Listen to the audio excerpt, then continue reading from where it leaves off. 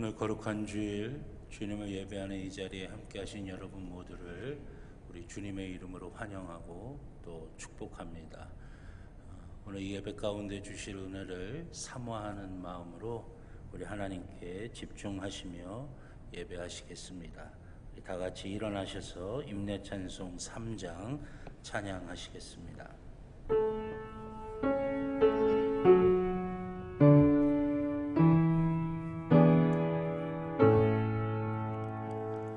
성부 성자와 성령 찬송과 영광 돌려보내세.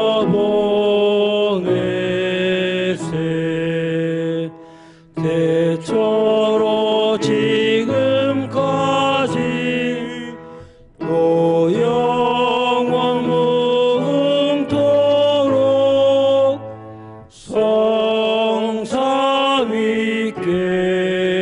영광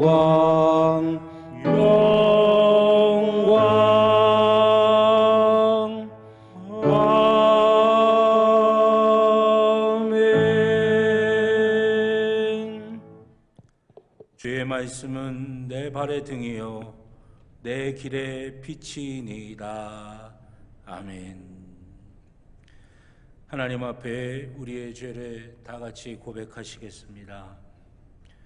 우리의 목자가 되시는 주님, 종교개혁 주일을 맞이하는 이 아침에 주님을 예배하며 우리의 죄를 고백합니다. 복음의 진리와 성경의 진리를 떠난 중세 카톨릭의 타락과 부패에 대항하여 오직 은혜, 오직 성경, 오직 믿음을 외쳤던 종교개혁의 정신을 잃어버리고 은혜를 사모하지 않고 성경을 따르지 않으며 믿음이 흔들리는 모습이 우리에게 있습니다. 그래서 세상에 빛과 소금이 되지 못하고 선한 영향력을 끼치지 못할 때가 많이 있습니다. 저희에게 회개의 영을 허락하여 주셔서 오직 은혜, 오직 성경, 오직 믿음의 신앙을 회복하게 하옵소서. 예수님의 이름으로 기도합니다. 아멘. 지난 한 주간 우리의 모든 죄를 주님 앞에 참회하며 회개의 기도를 드리겠습니다. 살아계신 아버지 하나님, 지난 한 주간 제가 지었던 모든 죄를 주님 앞에 고백하며 용서하시기 바랍니다. 도우실 줄 아버지 하나님, 도우신 마음들을 더욱더 최선을 다하지 못하고 부족하게 주신 말씀을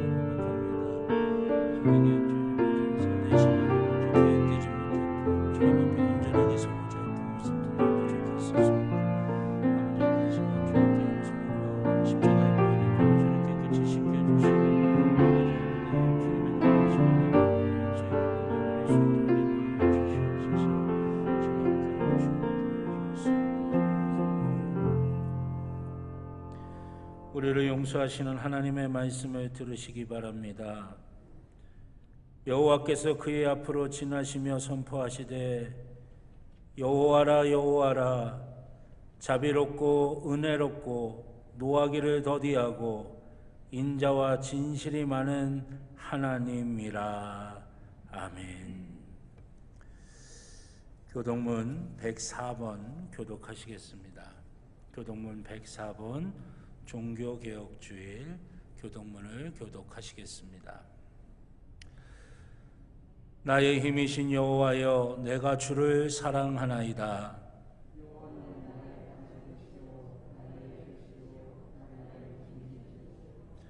나의 하나님이시여, 내가 그 안에 피할 나의 바위시요 나의 방패시요.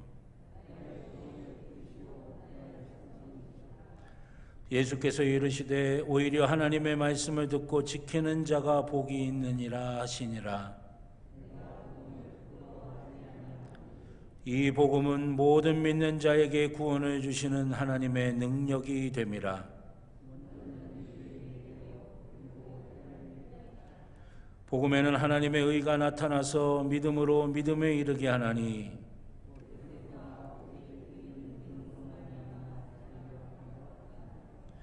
너희가 내 말에 거하면 참으로 내 제자가 되고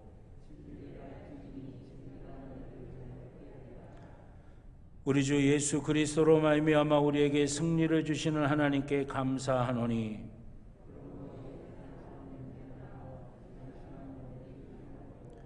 항상 주의 일에 더욱 힘쓰는 자들이 되라. 아멘. 사도신경으로 우리의 신앙을 고백하시겠습니다. 나는 전능하신 아버지 하나님 천지의 창조주를 믿습니다. 나는 그의 유일하신 아들 우리 주 예수 그리스도를 믿습니다. 그는 성령으로 잉태되어 동정녀 마리아에게서 나시고 본디오 빌라도에게 고난을 받아 십자가에 못 박혀 죽으시고 장사된 지 사흘 만에 죽은 자 가운데서 다시 살아나셨으며 하늘에 오르시어 전능하신 아버지 하나님 우편에 앉아 계시다가 거기로부터 살아있는 자와 죽은 자를 심판하러 오십니다.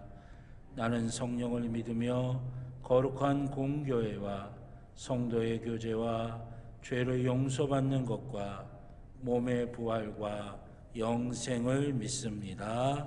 아멘. 만국의 길만 하나님 온 백성 찬송 드리고 저 천사여 찬송하시 찬송 성부 성자 성령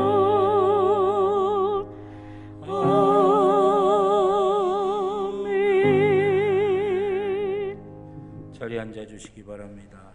김영기 장로님 기도하시겠습니다.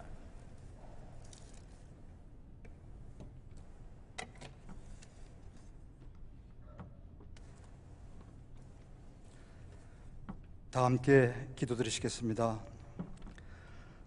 사랑의 하나님 아버지 감사합니다. 거룩한 주님의 날을 기억하여 예배드리게 하시니 또한 감사를 드립니다. 오늘은 종교개혁주일을 맞이하는 주일 예배, 주님을 예배하며 우리의 죄를 고백합니다. 주님, 저희들 이 세상 살아나가면서 늘 그 믿음이 실족되지 않도록 주님께서 강권적으로 붙들어 주시옵기를 또한 간절히 기도드립니다. 사랑의 하나님, 언제 터질지 모르는 코로나19 질병의 공포는 늘 우리의 주위를 맴돌지만 살아 숨쉬는 것도 하나님의 은혜요, 일상생활을 할 수 있는 건강을 주신 것도 또한 하나님의 은혜입니다. 우리가 생각해보면 우리에게 영원한 생명을 주신 구원의 은혜를 생각하지만 늘 하나님께 감사의 것만 우리의 삶들이 힘들다 보니 편안함을 쫓아 온도 세상에 나가 구하고 찾고 두드리고 있습니다. 주님께서는 이미 우리의 쓸 것을 알고 계신다고 하나님은 말씀하고 계시는데 우리의 연약한 믿음은 세상의 얼매에서 내일 일을 걱정하며 늘 근심 속에 살아가고 있습니다. 주님, 믿음 없는 우리를 용서하여 주시옵소서. 지금 이 땅을 돌아보면 교회가 세상 사람들로부터 핍박을 받고 냉소와 조롱을 당하고 있는 현실에 처해 있습니다. 사랑의 주님, 오늘도 주님 십자가에서 조롱과 핍박받던 때를 생각하게 됩니다. 하지만 예수님은 선한 사명을 위해 고난을 당하셨지만 지금 우리는 우리의 우매함으로 주님을 도리어 욕되게 하고 있는지 되돌아보는 이런 시점에 있습니다. 이럴 때 우리에게 뱀같이 지혜롭고 비둘기같이 순결하게 살아가는 지혜를 허락해 주시옵소서. 이런 상황 속에서도 하나님은 우리 안에서 일하고 계심을 우리는 굳게 믿고 있습니다. 사랑의 하나님, 우리의 소리를 줄이고 다른 사람의 말에 귀 기울이게 하시고 마음의 욕심도 내려놓고 하나님의 복음의 말씀을 보고 깨닫게 하옵소서. 소외된 이웃들이 벗이되고 우는 자들과 울고 짐진 자들과 나누어지는 자가 되도록 주님께서 인도해 주셨기를 또한 간절히 기도드립니다. 또한 아버지, 지금 세우신 우리 평창제일교회도 새로운 변화가 요구되고 있는 그런 시대에 있습니다.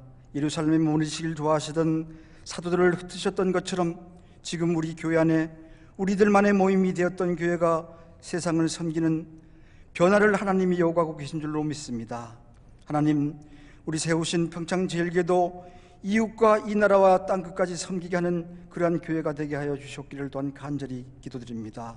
그리하여 하나님 사람들을 세우고 지역을 살리는 교회로서 교회가 되게 하게 하시고 서로를 돌아보아 약한 자들을 품는 이 땅의 참된 교회가 될 수 있도록 주님 도우심 역사, 지키심 역사가 함께해 주셨기를 또한 간절히 기도드립니다.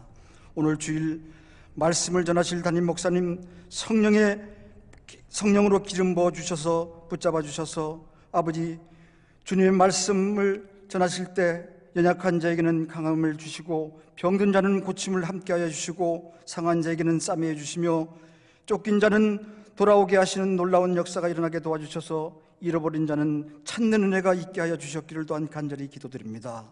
말씀 속에 십자가의 사랑이 전해지게 하셔서 성령님이 우리에게 하시는 말씀에 귀 기울이며 오직 예수님만 바라보는 예배가 되게 하여 주셨기를 간절히 기도드립니다. 이제 아버지 이제 2020년도 이제 얼마 남지 않았습니다. 우리가 무엇인가 이루려고 계획하고 결심했지만 아무것도 하지 못한 채 잃어버린 시간 속에 이제 금년을 보내고 있습니다. 이제 얼마 남지 않은 2020년 아버지 알찬 열매를 맺을 수 있도록 주님께서 도와주셨기를 간절히 간구드립니다. 우리가 이제 이 세상 살아가면서 정상적인 생활을 앞으로 얼마나 더 지나야 가능할지 예측도 못하고 있는 이런 세월을 아버지 살고 있습니다. 우리가 늘 세월을 아끼고 지혜도 허락해 주시는 놀라운 축복 역사가 일어나게 도와주셨기를 또한 간절히 기도드립니다. 이 열악한 상황 속에서도 우리의 중심을 보시고 예배를 받으시는 하나님을 늘 찬양합니다. 홀로 영광 받으시길 원하고 바라오며 우리를 사랑하시는 예수 그리스도의 이름으로 간절히 기도드렸사옵나이다. 아멘.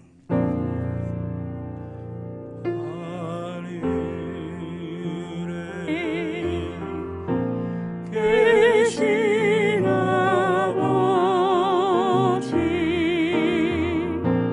이름 거룩하사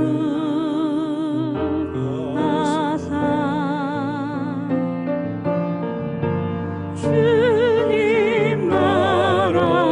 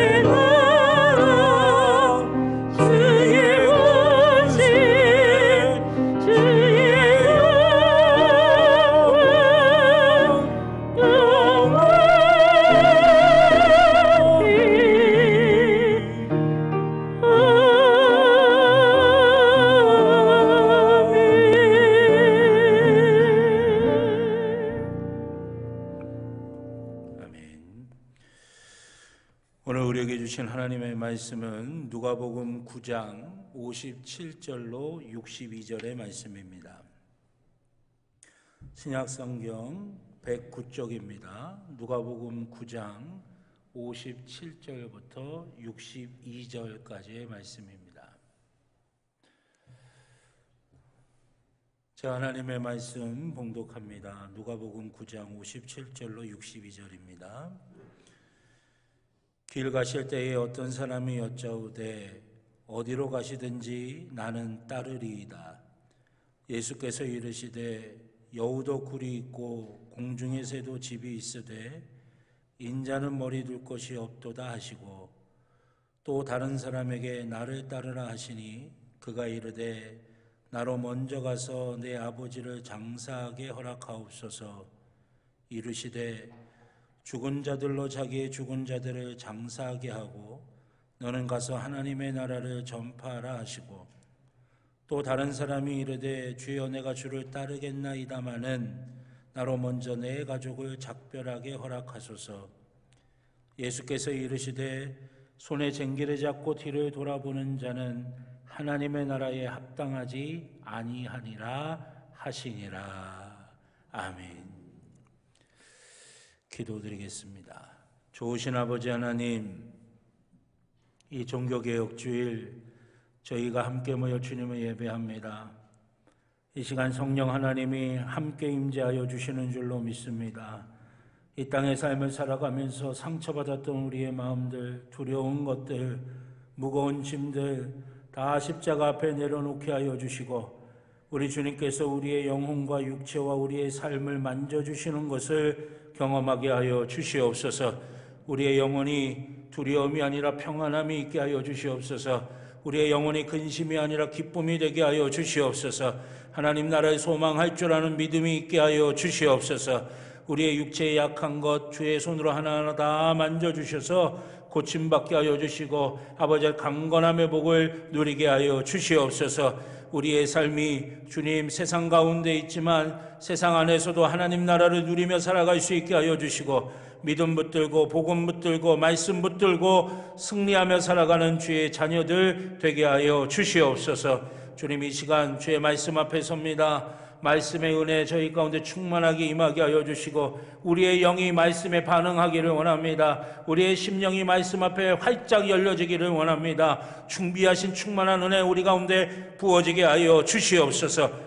부족한 종의 입술에 성령의 기름을 부으시사 사람의 말이 아닌 하나님의 말씀이 되게 하여 주시고, 사랑하는 성도들의 심령마다 함께 하여 주셔서 하나님의 말씀이 하나님의 말씀으로 들려지는 귀한 복과 은혜가 있게 하여 주시옵소서. 감사드리며 예수님의 이름으로 기도드렸습니다. 아멘. 할렐루야, 할렐루야. 오늘 하나님이 예비하신 귀한 은혜와 복이 저와 여러분 모두 가운데 충만하게 임하게 될 줄로 믿습니다. 우리 가슴에 손을 대고 함께 고백하시죠. 나는 하나님의 복입니다. 아멘. 내가 가는 길은 복된 길이고 내가 앉는 자리는 복된 자리입니다. 아멘. 예배는 회복입니다. 예배는 능력입니다. 예배는 축복입니다. 아멘. 우리의 믿음을 담아 고백한 그대로 하나님께서 들으시고 응답하시고 또 하나님의 선한 것으로 채워주실 줄로 믿습니다. 오늘 누가복음 9장 57절서부터 62절의 말씀을 가지고 오직 은혜, 오직 성경, 오직 믿음, 오직입니다 라고 하는 제목으로 함께 하나님의 말씀의 은혜를 나누고자 합니다. 오늘 이 예배 가운데 주시는 하나님의 은혜 우리가 풍성하게 받기를 주님의 이름으로 축원합니다. 오늘은 종교개혁 주일입니다. 이 종교개혁 주일에 어떤 말씀으로 함께 은혜를 나눌까 하다가 예전에 읽었던 책의 내용이 마음속에 떠올랐어요. 그래서 그 책의 내용을 제가 조금 더 첨가를 하고 또 수정하고 보완해서 우리 성도님들과 함께 말씀의 은혜를 좀 나누어야 되겠다라고 하는 생각을 하게 되었어요. 제가 왜 이 말씀을 드리냐면 어쩌면 조금 걱정이 돼서 조금 딱딱할 수도 있겠고 조금 어려울 수도 있겠지만 우리가 신앙생활하면서 특별히 우리가 개신교의 신앙으로 우리가 신앙생활을 하면서 이 종교개혁이 의미하고 있는 게 무엇인지 또 우리의 마음에 새겨야 될 것이 어떤 것인지 우리가 이 종교개혁주의를 통해서 다시 한번 생각해 볼 필요가 있겠다라고 하는 것입니다. 특히나 코로나뿐만이 아니라 경제적으로 사회적으로 혼란하고 어려운 이때에 우리 속에 다시 한번 이뤄야 될 우리가 놓치지 말아야 될 종교개혁의 그 정신과 그 의미를 다시 한번 새길 수 있는 그런 귀한 시간이 될 수 있기를 우리 주님의 이름으로 축원합니다. 복음과 성경의 진리를 떠나서 부패하고 타락하게 된 중세 카톨릭에 대해서 오직 은혜, 오직 성경, 오직 믿음을 외치며 개혁하여 탄생한 것이 바로 우리 개신교입니다. 그러나 안타깝게도 지금 우리는 얼마나 은혜를 사모하고 있고 또 얼마나 성경의 진리를 따르고 있으며 또 얼마나 굳건한 믿음 위에 서 있는가를 생각해 보게 되면 부끄러운 부분들이 있습니다. 복음의 진리와 성경의 진리에서 벗어나고 영혼을 구원하고 하나님의 사람들을 세우고 하나님의 뜻이 이루어지는 하나님의 나라를 세워가는 그런 것들을 마음에 두지 않고 또 세상의 명예와 권력을 탐하고 물질주의에 물들어서 면죄부라고 하는 해괴한 것을 판매하고 얼마나 큰 건물을 짓느냐를 가지고 서로 경쟁하던 중세 카톨릭에 대항하여 마틴 루터가 95개 조의 반박문을 비텐베르크 성당 문 앞에 걸고 개혁을 일으킨 것이 바로 종교개혁이고 우리 개신교는 바로 거기에서부터 시작이 된 것입니다. 이 종교개혁의 정신은 오직 은혜, 솔라 그라치아, 오직 성경, 솔라 스크립투아, 오직 믿음, 솔라 피데, 이것이 바로 종교개혁의 정신인 것이에요. 오직 은혜, 오직 성경, 오직 믿음인 거예요. 근데 여기에 있어서 핵심은 뭐냐? 바로 오직이라고 하는 것입니다. 솔라 그라치아, 솔라 스크립투아, 솔라 피데, 오직 하나님의 은혜, 오직 하나님의 말씀, 오직 하나님을 향한 믿음, 이 세 가지가 종교개혁의 정신인데 그 핵심은 뭐냐? 바로 오직이라고 하는 것이에요. 오직이 그 종교개혁의 핵심이라고 하는 것은 무슨 의미냐면 인간의 구원이 다른 방법으로 이루어지는 것이 아니라 오직 하나님의 은혜로, 오직 하나님의 말씀으로, 오직 하나님을 향한 믿음으로 우리 가운데 이루어지게 된다라고 하는 것이죠. 그렇기 때문에 여러분, 하나님의 은혜, 하나님의 말씀, 하나님을 향한 믿음은 다른 여러 좋은 것들 가운데 하나, 우리의 여러 옵션들 가운데 하나, 우리의 선택 사항들 가운데 하나가 아니라고 하는 겁니다. 유일한 것, 오직 대체 불가능한 것, 어느 것으로도 대체할 수 없는 바로 유일한 것, 그것이 바로 하나님의 은혜요, 하나님의 말씀이요, 하나님을 향한 우리의 믿음이라고 하는 것이죠. 그래서 그것을 다 종합해서 완성하신 분이 누구냐? 바로 우리의 구세주 예수 그리스도라고 하는 것이에요. 그래서 우리는 기도를 할 때도 예수님의 이름으로 기도를 합니다. 구원을 받아도 우리는 예수 그리스도로 말미암아 구원을 받게 된다라고 하는 것이에요. 예수 그리스도로 말미암아 구원을 받는다는 것은 하나님의 은혜로, 하나님의 말씀으로, 하나님을 향한 믿음으로 우리가 구원을 받게 된다라고 하는 의미라고 하는 것입니다. 그렇다고 한다면 과연 오직 은혜, 오직 성경, 오직 믿음은 무엇을 말씀하고 계시는 것일까요? 첫 번째로 오직 은혜는 구원은 우리의 공로, 우리의 행위, 우리의 모습으로 이루어지는 것이 아니라 하나님의 은혜로 되어진다라고 하는 것입니다. 이 말의 의미는 뭐냐면 내가 무엇을 해서 구원을 받는다는 게 아니에요. 우리가 하나님과 딜하듯이, 거래하듯이 내가 이렇게 했으니까 하나님이 나를 구원해 주신다, 그게 아닙니다. 우리가 아직 죄인 되었을 때에 하나님이 우리를 사랑하셔서 이미 구원받을 수 있는 길을 다 만들어 놓아 주셨다라고 하는 것이에요. 우리가 뭘 해서가 아니에요. 우리가 봉사해서, 우리가 예배를 잘 드려서, 우리가 헌금을 많이 해서 구원받는 게 아닙니다. 하나님이 우리를 이유 없이, 조건 없이 사랑하여 주신 그 은혜로 말미암아 우리가 구원받을 수 있게 됐다라고 하는 것이에요. 그게 너무나 감사해서 우리가 예배하는 거죠. 그게 너무나 감사해서 하나님 기뻐하시는 봉사하는 거고요. 그게 너무나 감사해서 하나님 앞에 우리의 재물 아낌없이 드리는 예물을 우리가 하나님 앞에 드리게 된다라고 하는 거예요. 여러분, 이게 잘못되면, 이게 순서가 바뀌면요, 우리는 마치 하나님과 거래하듯이 신앙생활을 하게 돼요. 내가 이만큼 했으니까 하나님 이만큼 하셔야 되고, 내가 이만큼 했으니까 이만큼 하셔야 돼요. 아니에요. 우린 이미 갚을 수 없는 은혜를 이미 받은 존재들이에요. 죽을 수밖에 없는 나를 하나님이 구원해 주셨잖아요. 그 은혜가 너무나 감사해서 예배하는 거고, 그 은혜가 너무나 감사해서 하나님 기뻐하시는 일을 하는 거고, 내 거 다 드려도 아깝지 않고 더 드리고 싶은 마음이 우리 가운데 생기는 이유가 바로 거기에 있다라고 하는 것입니다. 두 번째는 오직 성경인데, 그 오직 성경이 의미하는 것은 뭐냐면 내 방식대로 구원받을 수 없음을 깨닫는 거예요. 세상이 말하는 그럴듯한 인간적인 방법, 인간의 이성과 인간의 생각에 맞아떨어지는 것이 아니라 성경이 말씀하시는 구원의 방법으로 우리가 구원받는다라고 하는 거예요. 성경이 말씀하시는 방식으로 우리가 구원받는다는 거예요. 그게 뭐냐? 그게 세 번째예요.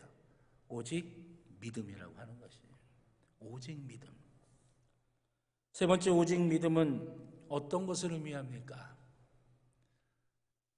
믿음이라고 하는 것이 내가 믿습니다라고 하는 것, 그게 믿음이 아니에요.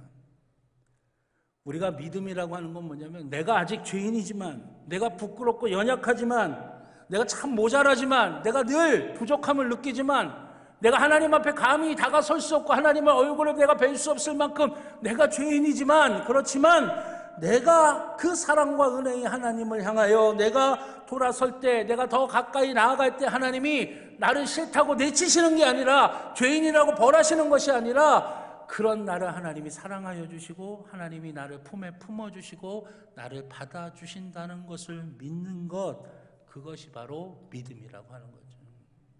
그래서 우리가 하나님을 향해 돌이키는 거예요. 우리가 하나님을 향해 더 가까이 가고자 하는 마음이 생기는 것입니다. 결론적으로 말씀드리면 종교개혁의 오직 은혜, 오직 성경, 오직 믿음은 내가 뭘 해서가 아니라 하나님의 은혜로 내가 구원받았음을 고백하고 있는 것을 말하는 것입니다. 결국 루터가 외친 종교개혁의 솔라, 오직은 하나님의 은혜만이 나를 구원하였음을 고백하고 있는 것이에요. 그래서 여러분, 종교개혁은 뭐냐? 스스로 구원받을 수 없고 스스로 구원할 수도 없는 그 절망의 한가운데서, 그 절망의 자각에서부터 시작하지만, 그러나 내가 하나님의 놀라운 은혜와 사랑으로 구원받았음을, 그것을 우리가 소망하며 그것을 믿으며 나가는 것, 그것으로 결론은 나가는 것, 그것이 바로 종교개혁의 모습이라고 하는 것이에요. 그런데 문제는 아무리 실력이 좋은 의사가 있어도, 아무리 굶주림에서 벗어날 수 있는 길이 있어도, 아무리 갈증을 해결할 수 있는 시원한 물이 우리 가운데 있어도 내 자신이 병들었음을 모른다고 한다면, 내가 지금 굶주리고 있음을 깨닫지 못한다고 한다면, 갈증 가운데 있음을 내가 모른다고 한다면 구원을 경험할 수가 없는 것입니다. 내가 얼마나 병들었는지, 내가 얼마나 굶주리고 있는지, 내가 얼마나 갈증하고 있는지 그걸 느낀다면 그것에 대처하려고 할 거예요. 그것을 해결하려고 할 거예요. 그게 뭐냐? 그게 바로 믿음이라고 하는 거죠. 내 영혼이 지금 얼마나 병들어 있는지, 내 영혼이 지금 얼마나 굶주려 있는지, 내 영혼이 정말 얼마나 갈증을 느끼고 있는지, 이 땅에서 먹고 살고 그런 거 외형적인 모습이 아니라 그 모든 것들을 누리고 있어도 마음 한켠에 불안하고, 마음 한켠이 공허하고, 마음 한켠에 해결되지 않는 문제들 때문에 얼마나 내가 공허하고 괴로워하고 힘들어하고 있는지 그걸 느끼게 되면 그것을 해결하려고 하는 것, 그게 그 대처하는 방법, 그것이 바로 믿음이라고 하는 것이죠. 그래서 우리는 오직 은혜, 오직 성경을 통해 주어지는 믿음이 필요한 존재가 바로 우리라고 하는 것이에요. 내가 똑똑해서, 내가 많이 알아서, 내가 능력이 있어서 살아가는 존재가 아닙니다. 하나님의 은혜 앞에, 하나님의 말씀 앞에 믿음 없이는 내가 이 땅의 삶을 살 수 없구나, 그게 뼈저리게 느껴져야 된다라고 하는 것이죠. 그렇다면 그 믿음이 무엇이겠습니까? 우리가 구원이 필요한 존재임을 자각하는 것, 즉 우리가 우리의 삶의 아픔과 공허함과 무의미와 상실에서 내가 건짐을 받아야 하는 그런 내가 절망적인 상황 가운데 있다라고 하는 것을 깨닫고 자각하는 것. 그런데 가만히 보니까 내 안에서 그것을 해결할 수 있는 능력이 없는 거예요. 내 무능력을 발견하게 되는 거예요. 내 무능력을 고백할 수밖에 없는 거예요. 내가 아무리 해봐도 개가 그 토한 것을 다시 집어먹듯이 내가 죄를 반복하고 있고, 내가 여전히 세상에서 괴로워하고 있고, 세상의 문제가 다람쥐 쳇바퀴 돌듯이 반복되고 있고, 그 가운데서 나는 여전히 갈등하며 괴로워하며 고통하고 있어서 내가 내 삶의 이런 절망, 좌절, 이런 것들을 내 스스로 해결할 수 없음을 내가 인정하면서 구원이 오직 하나님의 은혜로밖에는 내게 주어지지 않는구나, 내가 구원을 하나님의 은혜로밖에는 내가 누릴 수 없구나, 이 사실에 내 인생을 거는 겁니다. 여러분, 믿음은요 우리의 인생을 거는 거예요. 왠지 아십니까? 지금의 이 믿음이 영원한 시간을 결정지을 수밖에 없어요. 내가 하나님의 은혜를 사모하느냐, 하나님의 은혜 앞으로 나아가느냐, 아니면 여전히 내 능력 가지고, 내 생각 가지고, 내 계획 가지고 여전히 해결되지 않는 채 그렇게 갈등하며 살아갈 것이냐, 그거에 따라서 우리의 삶이 달라질 수밖에 없다고 하는 것이죠. 하나님의 은혜에 내 인생을 거는 것, 이게 바로 믿음이라고 하는 거예요. 그걸 성경에서 뭐라고도 표현하냐면 하나님 나라라고도 표현하는 거예요. 하나님이 다스리시고 하나님께서 통치하시는, 그래서 하나님의 은혜로 우리를 살리시는 그 하나님의 나라, 그 하나님의 나라에 내가 들어갈 것인지, 들어가기를 갈망하고 들어가기를 원하는 것, 갈망하는 것, 이게 바로 믿음이고, 이 믿음이 우리를 살릴 수가 있다라고 하는 거죠.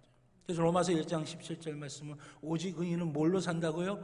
믿음으로 산다고 말씀하고 있는 거예요.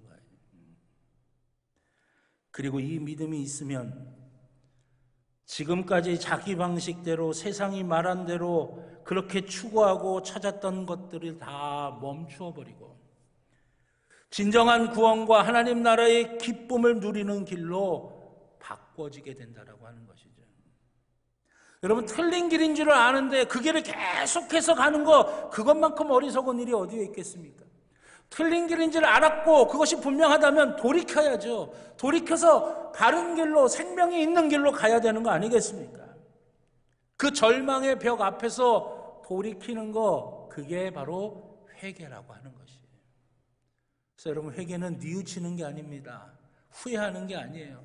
아유, 이 길로 오는 게 아니었어 하면서 계속 그 길로 가는 게 아니에요. 회개는 돌이키는 겁니다. 그 절망의 벽 앞에서, 내가 할 수 있는 게 아니구나, 내 능력으로 하는 게 아니구나, 나의 무능력을 절감하면서 누구를 바라보는 거예요? 하나님의 은혜를 바라보게 되는 것, 이게 회개고 이게 믿음이라고 하는 것입니다. 그래서 반드시 이전과는 달라지는 변화가 있어야 되는 것이에요. 그래서 여러분, 신앙의 핵심은 뭐냐? 거룩한 변화가 일어나게 되는 거예요. 여러분, 우리가 예배를 드리고 신앙생활을 한다고 하면서 예전에 지었던 죄를 지우면서도 여전히 마음에 꺼리낌이 없어요. 내 마음대로 살던 그 삶의 모습대로 그대로 살면서도 마음에 찔림이 없어요. 이건 온전한 신앙이 아닙니다. 우리가 예배를 드리고 하나님을 찬양하면서 하나님 앞에 내가 하나님의 자녀로 섭니다라고 고백을 했으면, 예전에 내가 죄를 지었던 것들을 또 반복해서, 우리가 연약하니까 지을 수도 있지만 그게 자꾸만 걸려지기 시작하는 거예요. 꺼리껴지기 시작하는 거예요. 마치 가시가 목에 걸리듯이 그게 자꾸만 하나님의 말씀으로, 하나님의 은혜로 걸려지기 시작하는 거예요. 나 이렇게 살면 안 되는데, 예전에 내 마음대로 했다가 이제는 예수 믿고 내가 구원받았고 변화되었으면 나 이래서는 안 되는 거 아닌가? 자꾸 이런 꺼리낌이, 걸려짐이 생기게 되는 거죠. 이게 거룩한 변화의 모습이에요. 이 절망 가운데서 깨닫는 깨달음과 돌이키는 은혜와 은혜에 대한 믿음이 있다면, 우리가 신앙생활하는 모든 것들, 예배하고 기도하고 봉사하고 하나님께 예물드리고 섬기고 나를 낮추고 나를 내려놓고, 우리가 신앙생활하면서 하는 모든 것들이 이제는 전혀 어렵고 힘든 게 아니에요. 기쁘고 감사한 마음으로 우리가 그 모든 것들을 다 감당할 수 있게 된다라고 하는 것이죠. 이전엔 내가 할 수 있을 거라고 상상할 수도 없었던 일들을 이제는 기쁨과 감사로 감당하는 내 모습을 발견하게 되는 거예요. 내게 은혜를 주셨으니까, 내가 놀라운 사랑을 베푸셨으니까 내가 하나님을 예배하고 하나님 기뻐하시는 일을 하고 하나님 원하시는 대로 섬기고 나를 내려놓고 내가 겸손하게 낮아져도 내가 더 하나님 앞에 예물을 드리지 못해서, 더 봉사하지 못해서, 더 하나님 기쁘시게 해드리지 못해서 더 그것이 안타깝고 그것이 더 아쉬운 거지, 우리가 그것이 어렵거나 힘들고 괴로운 일이 될 수가 없다라고 하는 것이죠. 반대로 이런 경험이 없다면 우리는 아직 우리가 완전한 구원을 누리지 못했다는 것이다 라고 말할 수 있습니다. 내가 아직 나의 절망을 깨닫지 못한 거예요. 아직도 내가 할 수 있을 거라고 생각하는 거예요. 그래서 여전히 주님의 은혜를 믿는 게 아니라 알량한 나의 능력과 공로를 의지하는 것이고, 사라져버릴, 분토처럼 흩어져버릴 그 세상의 것들을 의지하려고 하는 것이에요. 그러면서 늘 헛된 꿈을 꾸고 절망하고 갈등하며 살아가는 삶을 반복하게 된다라고 하는 것입니다. 그러게 여러분, 주님께서는 우리를 그런 삶에서 불러내셔요. 자꾸만 부르시는 거예요. 건져내시기를 원하시는 거예요. 여러분, 성경에 보면 하나님께서는요, 하나님께서 하시는 그 모습들이 반복적으로 나타나는 모습이 있는데, 그게 뭐냐면 하나님의 사람들을 불러내시는 거예요. 아브라함도 하나님이 불러내셨어요. 모세도 불러내셨어요. 하나님께서 사도 바울도 불러내셨어요. 하나님 불러내시는 거예요. 거기가 너희가 있을 땅이 아니야. 이제는 내가 너에게 은혜를 주는 그곳으로 네가 들어와야 돼 하며 하나님께서 자꾸만 불러내신다라고 하는 것이죠. 주님은 언제나 헛된 것에 매달려 있거나 아픔과 고통 같은 삶의 절망 앞에 있는 이들을 불러내십니다. 여러분, 오늘 본문에서도 우리 주님께서 세 부류의 사람들을 불러내십니다. 첫째는 예수를 따라 어디든 가겠다고 말하는 사람이죠. 둘째는요, 내가 주님을 따르기는 하겠는데 내 아버지 장례 지내고 나서 내가 따르겠습니다 이야기하는 사람이 있어요. 또요, 내가 주님 따르긴 할 텐데 가족과 작별하고 빠이빠이 하고 내가 주님을 따르겠습니다, 그렇게 이야기하는 사람이에요. 근데 여러분, 거기에 대한 주님의 반응 너무나 단호합니다. 주님이 뭐라고 말씀하시느냐? 나를 따르라고만 말씀하세요. 그들의 사정 형편 아랑곳하지 않으십니다. 나를 따르라 라고만 말씀하고 계세요. 왜 주님께서는 어떻게 보면 거칠다고 느껴질 만큼 그렇게 단호하게 따르라고 말씀하고 계시는 것일까요? 제가 이 말씀을 준비하면서 이 본문의 말씀을 묵상하면서 잘 이해가, 세상의 눈으로 봤을 때는 이해하기가 힘든 주님의 모습이지 않을까라고 하는 생각을 해보게 됐어요. 그런데 한편으로는 또 이런 마음이 들었어요. 어찌 보면 우리가 주님께서 하신 이 말씀이 너무 단호하고 너무 거칠고 너무 불편하다고 생각하는 이유는 뭐냐? 이미 우리의 마음의 깊숙한 곳에 주님이 말씀하시는 방식, 성경이 말씀하시는 방식, 주님이 원하시는 방식으로 우리가 주님을 따를 수가 없다고 이미 우리가 그렇게 우리 스스로에게 생각하고 결론 지었기 때문에 그렇게 말씀하시는 주님의 음성이 불편하게 느껴지는 것은 아닐까. 좀 적당히 대충 그래 그거 하고 이따가 나중에 와 라고 주님이 말씀해 주시기를 우리가 은근슬쩍 이미 바라고 있는 건 아닐까. 그래 다 좋은 거지, 그냥 나중에 그럼 너 다 편하고 다 해결되고 다 편할 때 쫓아와라, 이렇게 말씀해 주시기를 우리가 원하고 있지는 않았을까. 왜 우리가 자신 없어 할까요? 왜 우리에게 주님의 말씀이 너무나 단호하고 불편하고 어렵게 느껴지는 것일까요? 세상의 관점으로 봤을 때 오늘 본문에 나오는 사람들이 주님께 요청하는 것은 지극히 정상적이고 당연합니다. 오히려 주님의 말씀이 좀 거칠어 보이고 단호해 보이는 거예요. 자식으로서 아버지 장례 치르고 쫓아가겠다는데, 가족들하고 빠이빠이하고 안녕하고 그렇게 하고 쫓아가겠다는데, 그런데 주님은 단호하십니다. 우리는 왜 주님이 그렇게 단호하셨는지 그 이유를 주님이 첫 번째 사람과 대화를 나누는 모습 속에서 유추해 볼 수가 있습니다. 그리고 오늘 본문과 같은 내용을 다루는 마태복음 8장에 보면 마태복음 8장 19절에 주님이 첫 번째 사람과 대화를 나누시는데 그 첫 번째 사람은 오늘 본문의 말씀에 보면 뭐라고 말씀하시냐면 어떤 사람이라고 표현을 했지만 마태복음 8장에 가보면 그 사람을 이렇게 표현합니다. 어떤 서기관이라고 표현을 하고 있어요. 그 당시 서기관은 주로 바리새인 사람들이 했는데 이 바리새인 서기관은 주님의 제자들이나 주님을 따르는 사람들과는 아주 천양지차가 나는 사람이에요. 그 사회적으로 아주 인정받는 사람들이었어요. 지도층이었어요.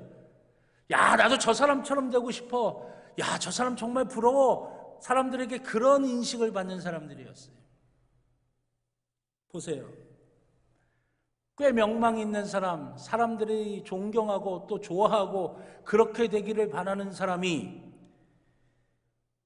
그런 사람이 주님 앞에 나와서 주님을 내가 따르겠노라고 주님의 제자가 되겠노라고 그렇게 이야기하면 그 사람을 받아들이게 되면 주님에게 얼마나 이익이 되는 반사이익이 되는 부분들이 얼마나 많겠습니까? 게다가 스스로 강권한 것도 아니라 스스로 어디로 가시든지 내가 끝까지 주님을 따르겠다고 하니까 얼마나 금상첨화입니까? 그런데 여러분, 주님께서 그에게 뭐라고 말씀하셨습니까? 주님께서는 그의 의지를 확 꺾어버리는 말씀을 하십니다. 여우도 굴이 있고 공중에서도 집이 있으되 인자는 머리 둘 곳이 없도다. 무슨 말씀이에요? 한마디로 표현하면 너 나 따라와봤자 아마도 머리 둘 곳도 없는 집도 없는 빈털터리가 될 수도 있어. 그래도 따라올래? 그렇게 물어보시는 거예요. 주님의 표현은 직선적입니다. 마치 야 포기해 라고 하시는 말씀과도 일맥상통합니다. 왜 그러셨을까요?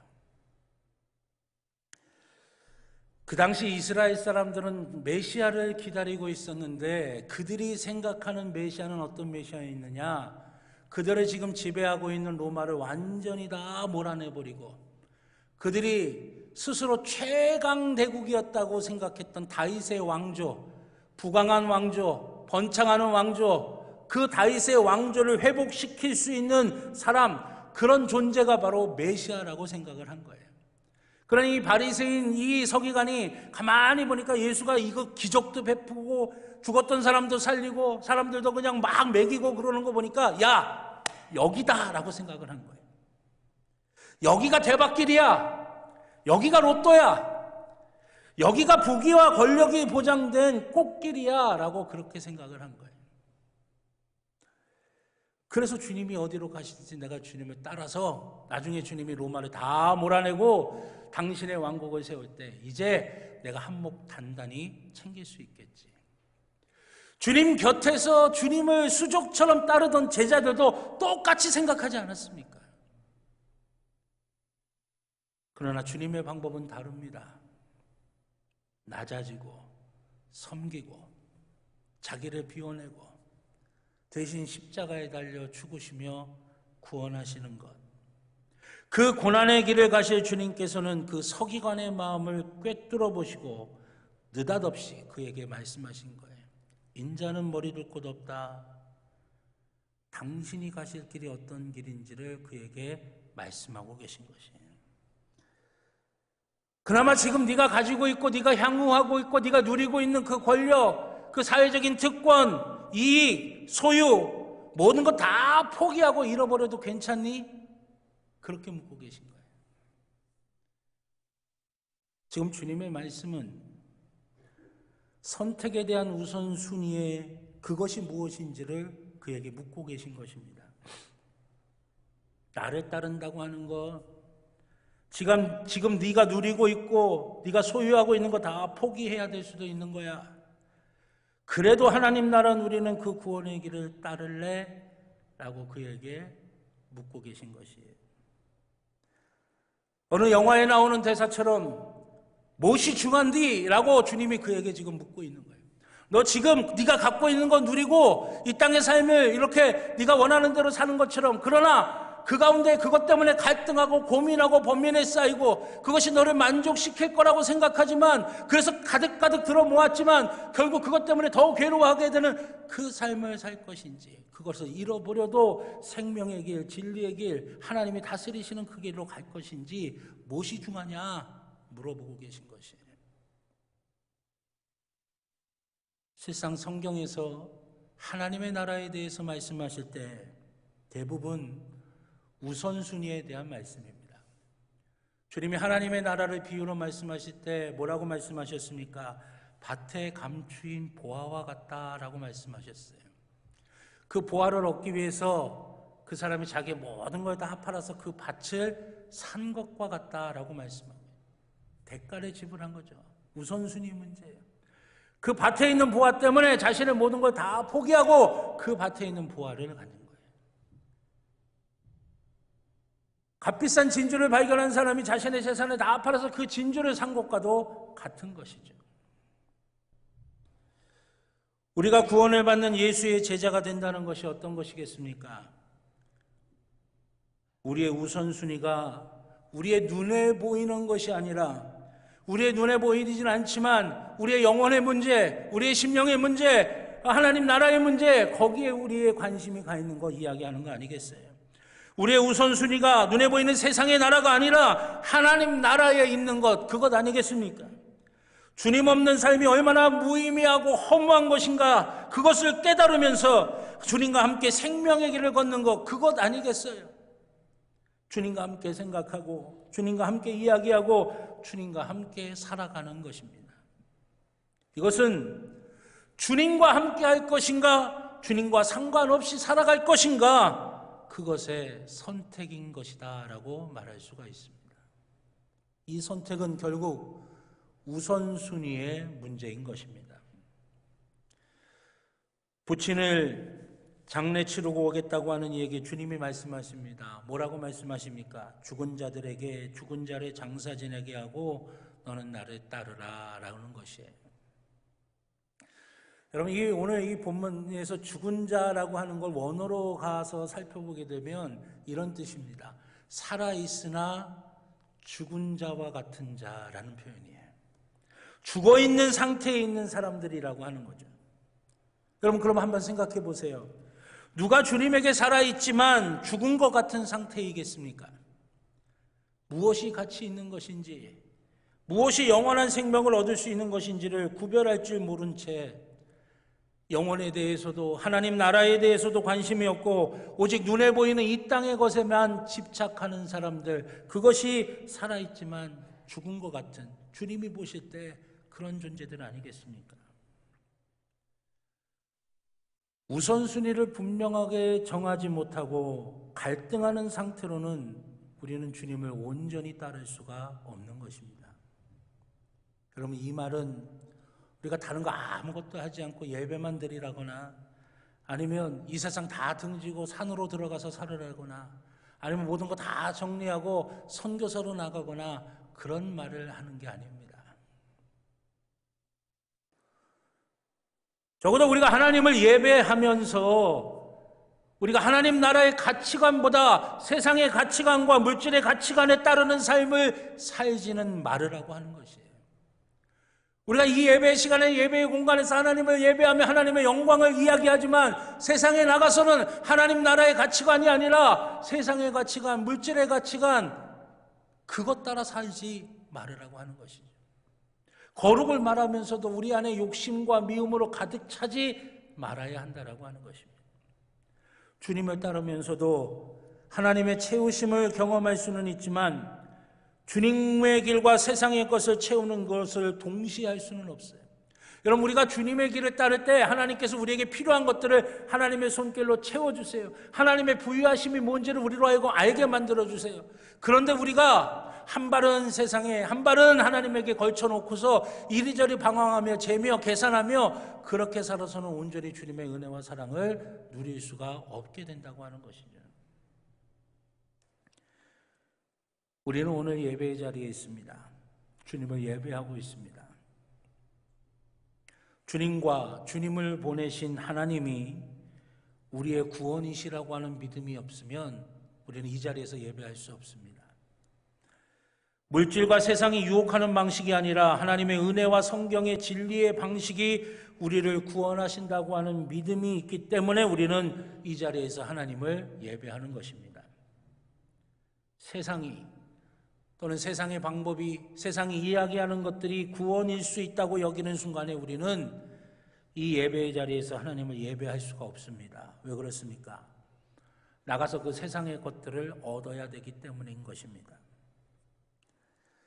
우리는 늘 이런 우선순위의 문제가 우리들 앞에 선택으로 놓여져 있는 것을 보게 됩니다.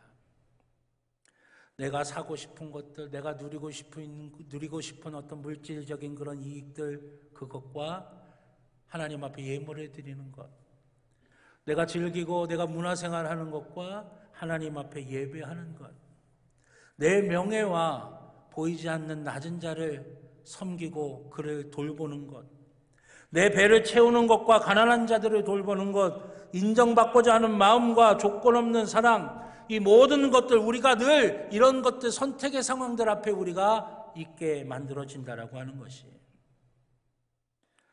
주님이 왜 그리 단호하게 말씀하셨을까? 우선순위가 흐트러진 사람들에게는 하나님의 나라는 좋은 곳이고 멋진 곳이긴 하지만 자신을 만족시키고 욕망을 채울 수 있는 다른 수많은 많은 것들 가운데 하나에 불과하기 때문에 그렇습니다. 그러다 보면 우선순위에서 자꾸만 밀리게 되는 것이고, 우선순위에서 자꾸만 밀리다 보면 어느새 나도 모르는 사이에 하나님과의 거리도 점점 멀어지게 되기 때문이라고 하는 것이에요. 하지만 주님에게 구원받은 자들이 누리게 될 하나님 나라는 다른 어떤 것과도 대체 불가능한 것입니다. 주님에게는 구원받은 자들이 누리게 될 하나님 나라만이 이 세상의 모든 불의와 거짓, 그릇된 가치관에서 나오는 욕심을 이용하고 또 고통과 상처와 아픔과 갈등을 통해서 우리 가운데 분노를 일으키는 것을 무기를 삼아서 우리를 종으로 억압하고 우리를 핍박하고 우리를 괴롭히는 그 죄가 지배하는 세상의 왕국을 물리치고 하나님이 주시는 진정한 치유와 평안과 풍성함을 누릴 수 있게 하는 유일하고도 온전한 길이 바로 그 구원받은 사람들이 가야 할 하나님 나라이기 때문이라고 하는 것이에요. 그래서 주님께서는 이 다음이라고 하는 우선순위를 미루는 것을 거부하고 계시는 것입니다. 주님은 우리에게 오늘 우리가 하나님의 나라를 선택하고 오늘 우리가 그 하나님의 나라를 누리고 오늘 우리가 그 하나님의 나라에 순종하기를 원하고 계신 것이에요. 이것이 바로 종교개혁의 솔라, 오직, 그 오직에 담긴 의미가 바로 이것이라고 하는 것입니다.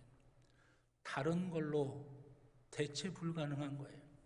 오직 그것만이라고 하는 것입니다. 오늘 본문의 말씀은 뒤돌아보지 말고 하나님 나라를 향해 가라고 하는 주님의 말씀으로 마감을 짓고 있습니다. 뒤돌아보지 말라는 것은 오직 은혜, 오직 성경, 오직 믿음으로 구원받은 백성으로서 하나님 나라에 대해서 우선순위가 밀리지 말라고 하시는 말씀인 것입니다. 이것은 이 세상에서 끊임없이 물질로, 관계로, 건강의 문제로, 이유 모를 두려움으로 갈등하고 미워하고 아파하며 고통당하는 우리가 다시는 목마르지 않을 생수가 우리 안에서 터져나오는 하나님 나라에 가는 생명의 길, 진리의 길, 복된 길을 잃지 않기를 바라는 주님의 마음이시기도 하신 것입니다. 여러분, 마틴 루터로부터 시작된 종교개혁은 적당히 이것과 저것 사이에 서 있는 게 아닙니다. 이럴 수도 있고 저럴 수도 있는 게 아닙니다. 남들이 다 그러니까 괜찮다, 나도 그런다, 그게 아니에요.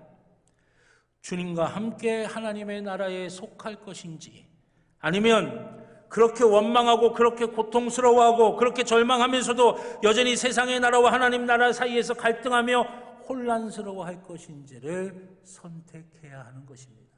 우선순위의 문제라고 하는 것입니다. 진정한 종교개혁은 바로 여기에서부터 시작이 되는 거예요. 세상의 관점으로 봤을 때는 답답하고 미련해 보여도 오직 하나님의 은혜, 오직 하나님의 말씀, 오직 하나님을 향한 믿음으로 구원받은 자들이 가야 할 하나님의 나라의 길로 가는, 그것을 가장 최우선으로 삼는 우선순위의 삶을 사는 것, 그것이 우리 안에 있어야 할 종교개혁의 모습이라고 하는 것입니다. 얼마나 많은 것들이 우리를 유혹하고 위협합니까? 세상에 그럴듯한 것들 쫓아 살으라고 얼마나 많은 것들이 우리를 유혹해요. 너 그렇게 살다가는 세상에서 뒤처진다고 얼마나 많은 것들이 우리를 위협합니까? 그러나 여러분, 그거 다 신기루 같은 겁니다. 내가 소유하고 누린 것 같지만 어느 순간 사라져버리고요. 내가 향유하는 것 같지만 내가 오히려 거기에 종노릇하게 되는 거예요. 물질을 내가 쓰는 것 같지만요, 여러분, 순간에 바뀌어서 내가 물질의 종노릇하는 거예요. 권력을 내가 쓰는 것 같지만 권력의 종노릇하게 되는 거예요. 세상의 쾌락과 세상의 즐거움을 내가 누리는 것 같지만 내가 거기에 종이 돼버리고 마는 거예요.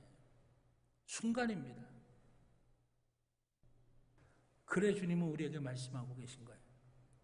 오직 하나님의 은혜, 오직 하나님의 말씀, 오직 하나님을 향한 믿음으로 그 하나님의 길을 걸어갈 때 우리가 수고하고 애써서 얻는 것이 아니라 하나님이 우리에게 주시는 하나님의 부유하심, 하나님의 만족, 하나님의 평안이 우리 가운데 채워진다라고 하는 거예요. 그걸 선택하는, 그걸 우선순위로 삼는, 우리 안에 그 종교개혁이 지금 이 시대에 일어나야 될 줄로 믿습니다. 하나님을 선택하고 하나님의 나라를 선택하고 하나님의 길을 선택하는 그 종교개혁이 우리 안에, 또 우리의 가정 안에, 우리의 교회 안에, 이 지역 안에 풍성하게 임할 수 있기를 우리 주님의 이름으로 간절히 축원합니다. 기도하겠습니다. 사랑과 은혜의 아버지 하나님,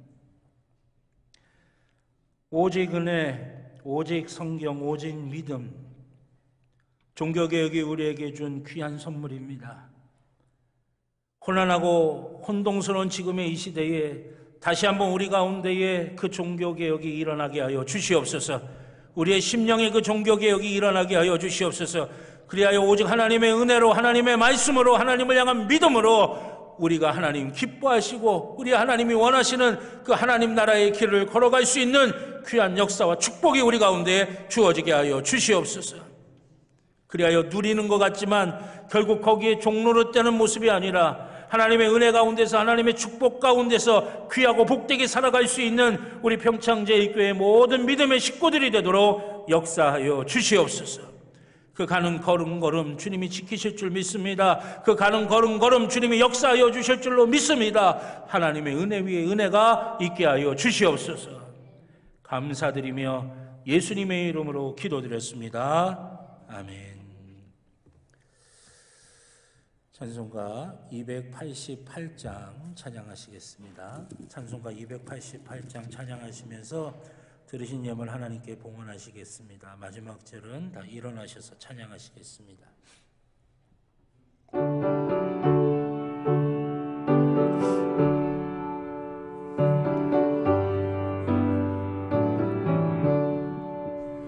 예수를 나의 구주 삼고 성령과 피로 썩어댔나니 이 세상에서 내 영혼이 하늘의 영광 누리도다. 이것이 나의 간증이요 이것이 나의 찬송일세. 나 사는 동안 끊임없이 구주를 찬송하리로다.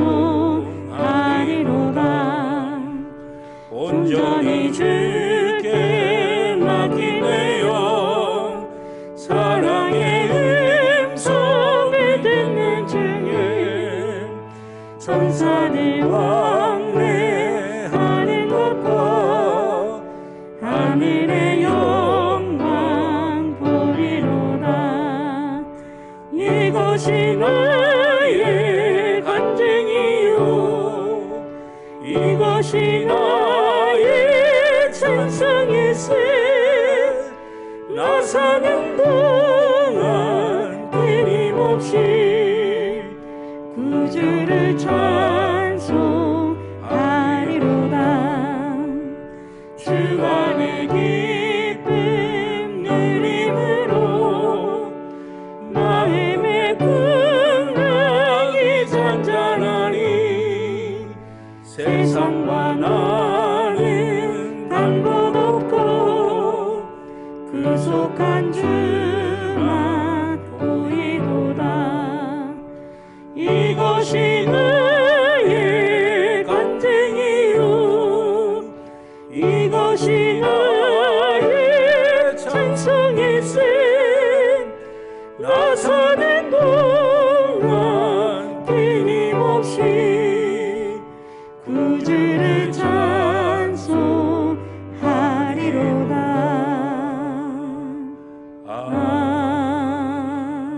아멘. 자리에 앉아주시기 바랍니다. 들으신 예물을 위해 기도드리겠습니다. 주님을 예배하는 이 시간에 정말 주님을 사랑해서 정말 주님을 믿는 믿음으로 주신 은혜가 너무나 감사해서 아버지 하나님 앞에 드리지 않고는 견딜 수 없어서 정성껏 기도하며 구별한 예물 주님께 드립니다. 아버지 하나님, 주님 흠양하시는 거룩한 산제물 되게 하여 주시고, 아버지 하나님, 주의 사랑하시는 자녀들이 그렇게 눈물로 기도로 사랑으로 정성으로 준비한 예물 주님께 드리오니 아버지 하나님 받으시고 축복하여 주시옵소서. 그 영혼 위에 은혜 풍성함을 허락하여 주시고 성령의 충만함을 허락하여 주시며 육신 위에 주님께서 주시는 강건함이 임하게 하여 주시고 가정 위에 평안함이 있기를 원합니다. 자녀들 위에 하나님의 놀라운 형통의 복이 임하게 하여 주시옵소서. 하는 모든 일들 속에 하나님의 축복이 가득하게 하여 주시옵소서. 아버지 하나님의 은혜 풍성하게 받고 누리게 하여 주시옵소서. 주님, 이 예물 쓰이는 것도 기억하여 주셔서 우리 하나님 기뻐하시는 곳에 우리 하나님 뜻에 맞추어 귀하게 쓰임받게 하여 주시사 하나님의 선한 역사가 나타나고 보여지게 하여 주시옵소서. 우리 주님 함께하여 주실 줄로 믿고 감사드리며 예수님의 이름으로 기도드렸습니다. 아멘. 감사드립니다. 교회 소식 몇 가지 말씀드리겠습니다. 주보 교회 소식란에 참조해 주시길 바랍니다. 예배당에서는 개인 방역과 교회에서 진행하는 방역 지침에 철저히 따라주시기를 바라겠고요. 지금 국가에서 사회적 거리두기를 1단계로 하향해서 발표를 하긴 하였지만 저희 교회에서는 안전거리를 계속 유지하고 확보하면서 기존대로 주일에 1, 2, 3부로 예배를 드리도록 하겠습니다. 그러니까 여러분들이 기존대로 예배 드리는 것 이해하시고 또 예배 모든 순서 시간들 주보를 참조해 주시길 바라겠습니다. 오늘 오후 예배는 사회기도 박종숙 권사님이시고요. 다음 주 오후 예배 사회는 백태규 장로님, 기도는 신승용 권사님이십니다. 이번 주 속회는 금요성령 집회와 연합으로 함께해서 전체 속회가 금요일날 오후 8시에 이 자리에 모여서 예배를 드리겠습니다. 인도자 속장님들은 연합 속회로 드리는 거 우리 속도원들에게 미리미리 말씀해 주시기를 바라겠고요. 11월 첫 주 수요일 11월 4일부터 수요 예배 시간을 동절기 오후 7시로 변경하겠습니다. 착오 없으시길 바라겠고요. 이번 주간 26일서부터 31일까지 종교개혁 주간인데 로마서 아름다운 목소리로 읽기가 진행이 됩니다. 신청하신 분들은 오늘 오후 1시 30분까지 소예배실로 모여주시기를 바랍니다. 진행 방법을 안내해 드리도록 하겠습니다. 꼭 오셔야 되고 늦지 않게 오셔야 됩니다. 뒤에 오후 예배 시간이 있으니까요. 1시 반까지 소예배실로 모여주시기를 바라겠고요. 임시구역회가 11월 8일 주일 오후 예배 후에 대예배실에서 있겠습니다. 임시구역회 안건은 저희 어린이집이 그동안 교단 유지재단에 속해 있었는데 이제 법이 바뀌어서 유지되는 애 있으면 좀 교회 어린이집에 긴급한 사항들을 결정하기가 시간이 좀 오래 걸리게 됐어요. 그래서 교회에서 사회복지법인을 만들어서 그 법인 안에 어린이집을 두고, 또 어린이집뿐만이 아니라 우리가 지난번에 여러분들 다 설문 그 스티커 붙이셨던 것처럼 그 중에서 1차적으로 아동 청소년 복지 사업을 우리가 진행하기 위해서 사회복지법인을 이제 만들어야 됩니다. 그래서 그 과정들을 지금 다 지역사회협력부에서 준비를 했습니다. 그래서 그 내용들 중에 우리 구역회에서 몇 가지 결정을 해주셔야 될 부분들이 있어서 임시구역회로 모이게 됩니다. 그러니까 우리 구역회원 되시는 분들은 꼭 참석해 주시기를 바라겠고요. 참석 대상 되시는 분들 주보 교회 소식란에 있습니다. 확인해 주시고 참석해 주시기를 바라겠습니다. 하반기 40일 특별 새벽 기도회가 11월 21일까지 주일을 제외한 40일 동안 있습니다. 하나님을 경험하는 삶이라고 하는 제목으로 주제로 함께 기도합니다. 평창 어린이집 이사회가 오늘 오후 예배 후에 새가족실에서 있겠고요. 11월 속회공과 교육이 수요 예배 후에 소예배실에서 있습니다. 이번 주 재단미화는 김성동 성도님, 이지숙 집사님 가정에서 생일 감사로 헌물하셨습니다. 귀한 가정을 위해서 기도해 주시기를 부탁드리겠습니다. 우리 옆에 있는 분들하고 한 번 더 인사하실까요? 한 주간 더 승리하시길 바랍니다 하시면서요. 다 같이 일어나셔서 파송의 찬송 주님 말씀하시면 찬양하시겠습니다.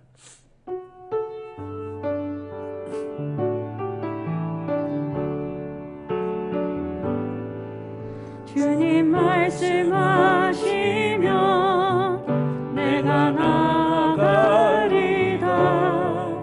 주님 뜻이 아니면 내가 멈춰서리다. 나의 가고서는 것 주님 뜻에 있으니 오 주님 나를 이끄소서. 뜻하신 그곳에 나 있기 원합니다. 이끄시는 대로 순종하며 살리니 연약한 내 영혼 통하여 일하소서. 주님 나라와 그 뜻을 위하여 오 주님 나를 이끄소서. 이제는 우리 주 예수 그리스도의 구원의 은혜와 하나님 아버지의 무한하신 사랑하심과 성령님의 감화 감동 인도하여 주시는 귀한 은총이 주의 사랑하는 자녀들 머리머리 위에, 그 가정 위에, 그 일터 위에, 살아가는 모든 삶의 길들 위에 이제로부터 영원토록 함께하여 주시옵기를 간절히 축원하옵나이다. 아멘.